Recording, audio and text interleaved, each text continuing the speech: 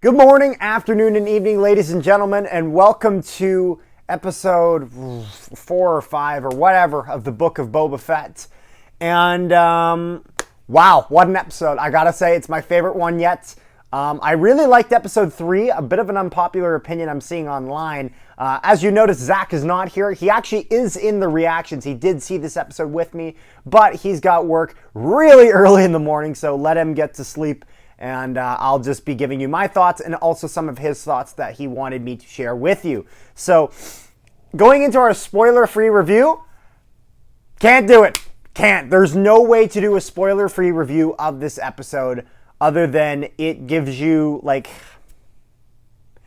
it gives you the best of so many things. You get nostalgia, you get funny parts, you see awesome, badass parts, and a little bit of disappointment. But only a tad for everything that they do right. They do, for every 10 things they do right, they do maybe one thing wrong. But it's not bad at all. It is, I still think, the best one yet. But anyways, into spoilers. So starting off the episode, and we have to go right into this, Mando is here.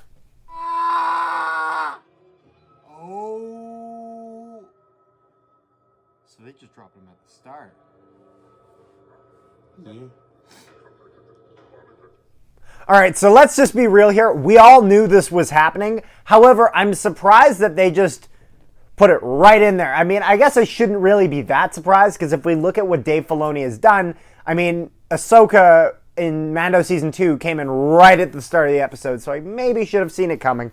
But we didn't see Boba the entire episode in the Book of Boba Fett, which is a little interesting, but this episode was definitely necessary to fill that gap, and a lot more happens than I was expecting. 51-minute episode, what the hell? So we see him having to claim a bounty, and the coolest part is when we see our boy pull out the Darksaber. Oh!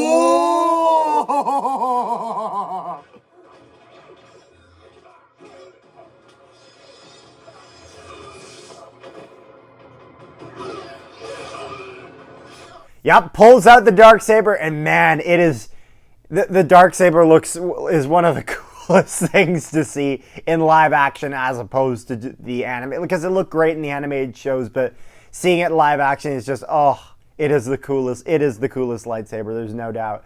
So takes his bounty, ends up having to kill the guy, brings it in, and then pretty much makes it on his merry way. And now I don't even know where they are. It looks actually like Kuat Drive Yards. It's similar to Kuat Drive Yards in the sense. I know it's not Kuat Drive Yards. For those who don't know what Kuat Drive Yards are, that's where all the Star Destroyers and Republic Venators were built for the Republic and then eventually the Empire. It's basically a shipyard that surrounds the planet of Kuat, I believe. But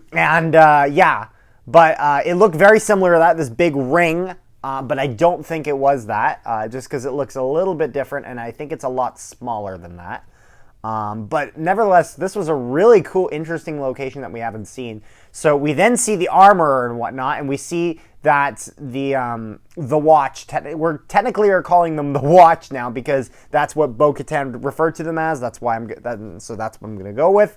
And they meet up and they find out that there's only 3 of them left. Mando, the Armorer, and the descendant of Tar Vizsla, who's there. Someone from House Vizsla. I can't remember his exact name. I apologize. I just know he's a Vizsla. So they find out that he has the Darksaber, and then the Armorer goes into the history of the Darksaber and whatnot. But then what's really neat is they talk about the Mandalore Purge, and not only do they talk about it, they finally show it, and oh my god.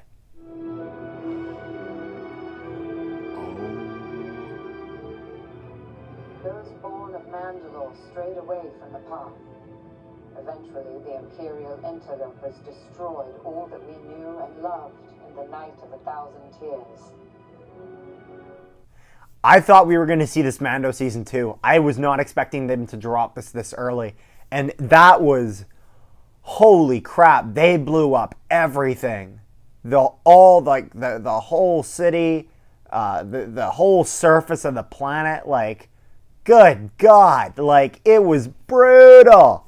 They destroyed absolutely everything, and this was basically the armor talking about how with the Darksaber, it must be won in combat, and it cannot be gifted, because if it is gifted, then it is like almost basically, rather than being a blessing, it is a curse. And that was the curse that created the purge. Obviously, we know there were other reasons why that purge happened, but oh boy, it was brutal. And that was one of Zach's, actually, that was one of the things that Zach told me to mention here. That was probably one of his favorite moments of the episode, was that showing them the purge of Mandalore. Just that's some deep shit. So eventually, Vizsla actually challenges Mando to a duel for the Darksaber, because he believes that because it was created by Tar Vizsla, that Clan Vizsla and himself, part of the bloodline, it's his birthright to it. But he still wants to win it in combat, because that is, this is the way. So they go into combat. Not gonna lie, look pretty brutal. Mando has not mastered the Darksaber yet, and I think eventually we will get to a point in time, whether it's in this or Mando Season 3, it's got to be Mando Season 3, it's not going to be in this, where eventually I think they'll bring in Sabine, and Sabine will be the one to train him to use it, most likely. Sabine Wren from Rebels, from those who have not watched Rebels. But anyways, so we see the fight go down. Mando actually does end up winning. Doesn't kill him, but gets around. And then that's when they ask if he's removed his helmet before. And they did almost like a little bit of a roll call. And he admits he has removed it. And right like that, they kicked him right out of there. He was out. He was, quote unquote, no longer a Mandalorian. Which is interesting, though. Because I'm not going to lie, though. Me and Zach thought he lost the Darksaber here. Because the last we had seen that Vizsla had hold of it. So we thought that he lost the Darksaber. And then also what I forgot to mention is they had melted the spear, because they said it can't be used for weapons. But the armor is a bit of a hypocrite here, because the weapons she uses is like a wrench and like a hammer or something. I don't know, like whether it's a weapon or not, she uses it as a weapon, and it's made out of Beskar. We know, because it blocks attacks from the Darksaber. So not gonna lie, the armor is a complete hypocrite. Anyways, though, moving on. So he eventually gets out of there, goes to Tatooine, where this would happen. That's such a answer. Oh. Oh! Hello? Wait.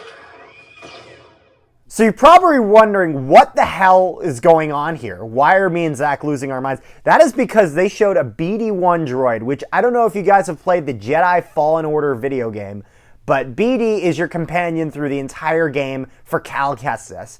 So I was wondering if they were going to show Cal Kestis. It wouldn't have made any sense, but this is the first time we've seen a live-action BD droid. So it was definitely a tease to that. So I think we'll eventually see Cal Kestis in live action at some point. They actually, when they created the character of Cal Kestis, they actually modeled the character to look exactly like the voice actor, so you can use him, the exact same person, in TV shows the same way they did it with Bo-Katan, which is great. They should always do that if possible with younger actors and whatnot, and actresses. But it was a nice tease. Got our hopes up a little bit. It was just a tease, though. But eventually we would see that Mando would be gifted a pretty rusty-looking Naboo starfighter. Now, it is a Naboo starfighter, and those things are fast as all hell, and they're really, really neat. But I remember me and Zach were a little thrown off, because we're like, man, the Razor Crest had so much room. Like, we could just imagine all, because, I mean, you see in, the first episode, he'll, freeze guys in carbonite and bring them in like that as a bounty.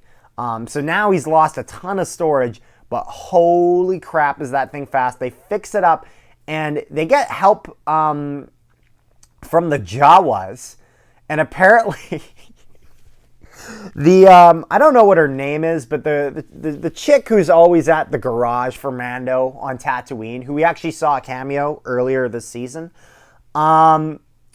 She apparently used to date a Jawa, and she speaks Jawa. And we have found that the Jawas were basically stealing all these really high quality parts, like from the Pikes and whatnot. So it's a miracle. One of the things that Zach was mentioning, it's a miracle that all the Jawas have not been slaughtered by the Pikes. But here's that ridiculousness. Yeah, sure. R5! See if the Jawas are still out back. Dated a Jawa for a while. They're quite furry. Very furry. Not issues. Oh, here they are. If I give them a list of parts, could they get them for me?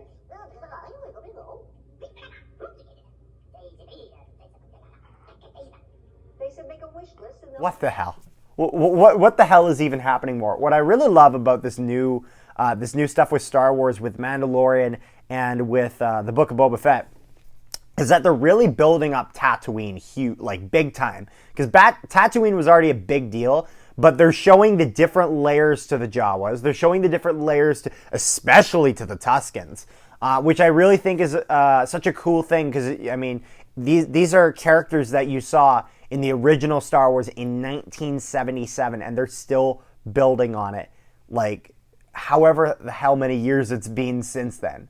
Nearly 50 years, half a century since then, and we're still building on these characters, which I think is really awesome. There's really nothing else to this episode at this point. Really, he just meets up with Fennec Shand, and it will smoothly transition back into the normal Book of Boba Fett storyline, and now we're going to see Mando along with Boba and Fennec, and he does it for free. He said on the house, no charge, no nothing, which is great to see. A bond between the two, because I think we're going to see a lot of Mando working for Boba as Boba establishes himself as a crime lord. So I love this episode. I think it was the best one yet, even though we didn't even see Boba Fett in it. It was, which, I mean, as much as I'd love the Book of Boba Fett, I think if this episode proves anything, it proves that the Mandalorian TV show is a better TV show than the Book of Boba Fett. But the Book of Boba Fett really still does have quite a lot to offer.